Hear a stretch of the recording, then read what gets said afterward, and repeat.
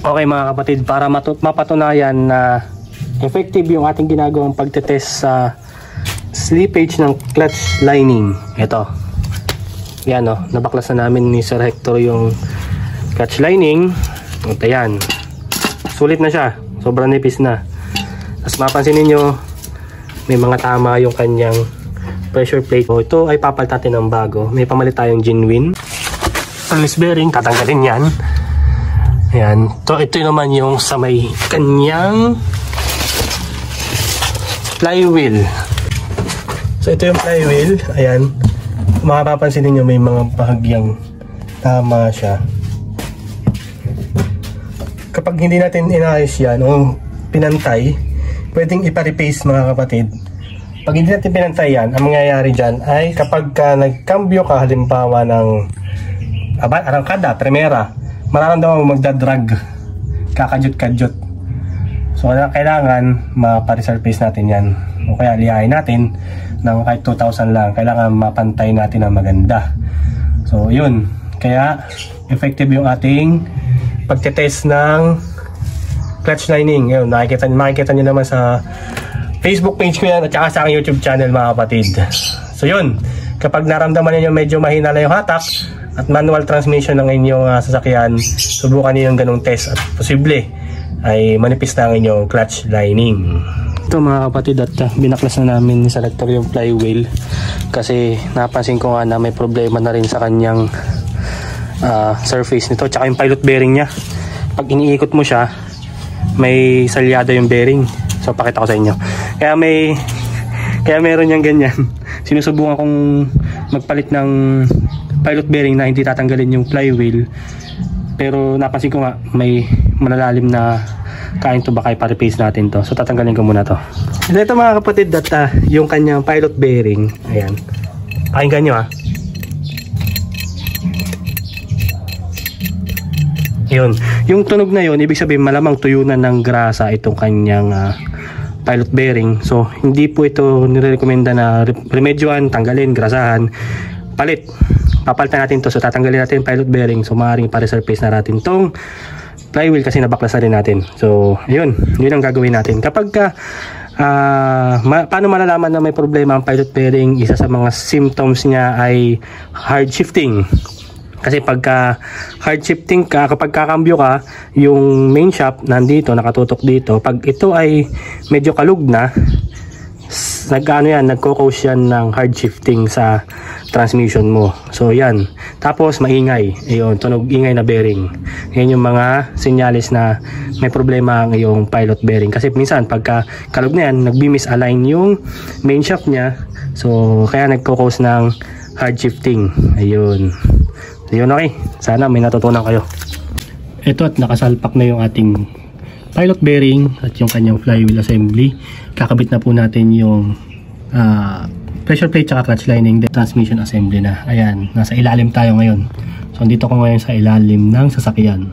Ayan, kung mapapansin nyo mga kapatid, nandito ako sa ilalim.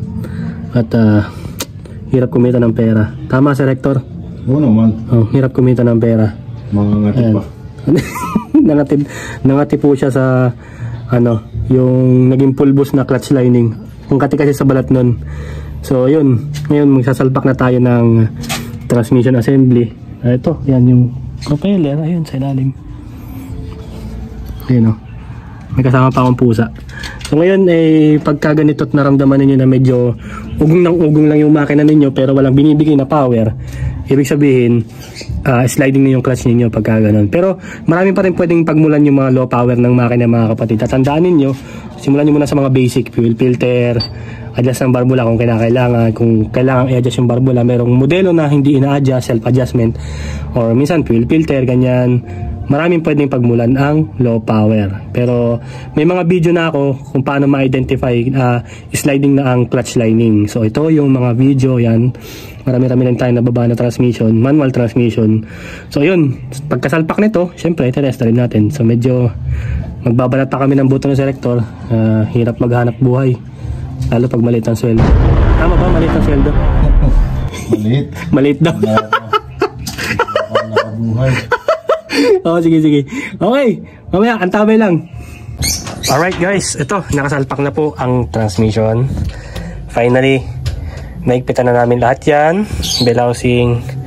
So lahat ay totally tight in specs na sa torque niya. At yun, ang masasabi ko lang ay napakahirap maghanap buhay. Buti pa sila, malaking tao.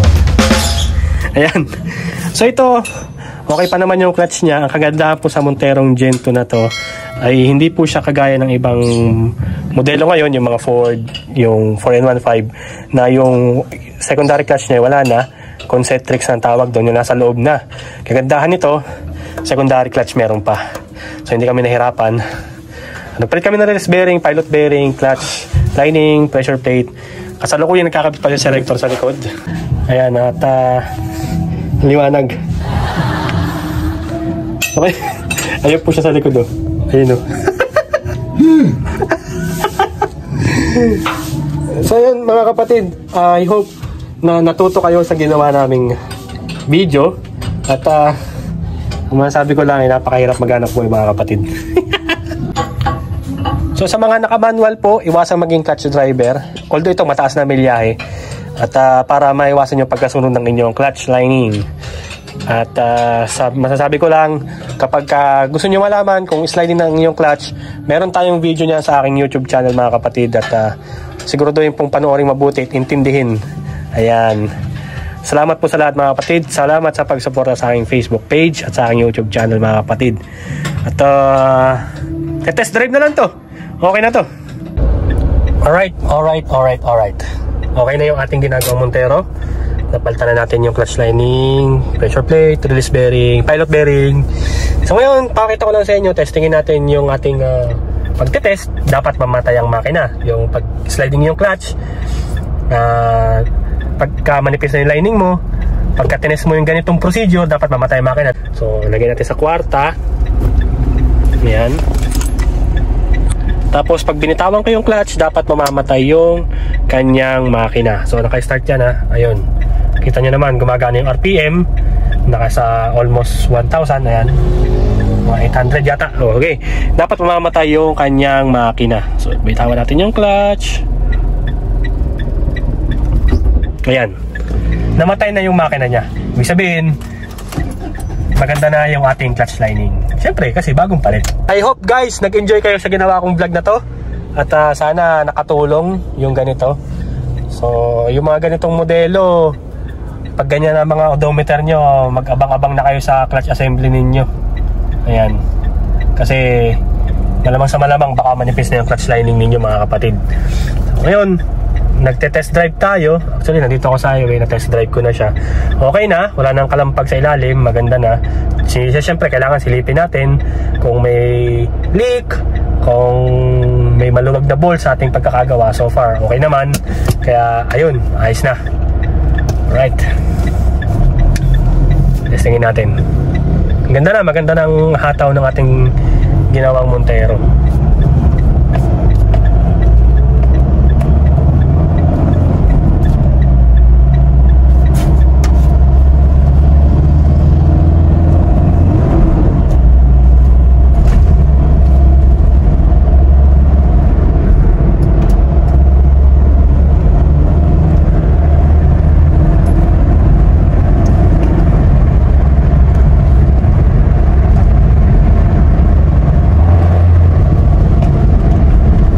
Alright mga kapatid, lagi kong pinapaalala na kapag naramdaman nyo yung ganong klaseng low power, yung sliding clutch, ay huwag nyo sasagarin. Kapag nagparamdam na yon, ibig sabihin malapit nang bumigay yung inyong clutch lining.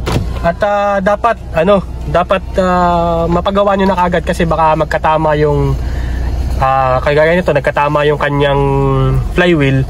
So ayun, napagawa natin. Kailangan pagka ganyan nagparamdam na yung sliding, medyo naglo-low power na yung inyong makina, ay dapat pababa nyo na yung transmission, papalitan nyo na ng clutch lining, pressure plate, assembly na kung ipapalit ninyo. Kasi posible na madamay pa yung halimbawa yung kanyang flywheel. So ito, nagpa-replace tayo ng flywheel nito kasi medyo nagkatama siya ayun. Pero hindi naman ganun kalalim, kaya hindi naman ganun kamahalan. Sa reserve phase, inabot lang ng 1,000. Ayan. At basta kapag ganyang manual transmission ng inyong sasakyan ay naramdaman ninyong nag-low power, wag muna kayo magpalit ng fuel filter, kung ano-ano man. Testingin nyo muna yung procedure na tinuturo ko. Actually marami na nakakalam nito, lalo yung mga veteranong driver, mga veteranong mekaniko. Yung ilalagay mo sa kwarta, tapos apakan mo yung siyempre naka-clutch ka, bitawan mo yung clutch, dapat mamamatay ang makina. Kapag hindi namatay ang makina, sliding ang clutch mo, ipababa mo na yan, baka manira pa ng ibang pyesa.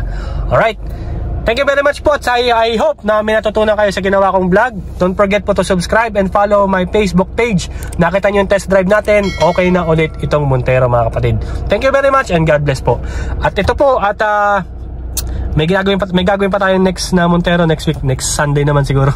Ayan o, yung Monterong yan, yung nasa harap natin. At palit timing belt yan. Alright, thank you very much po and God bless.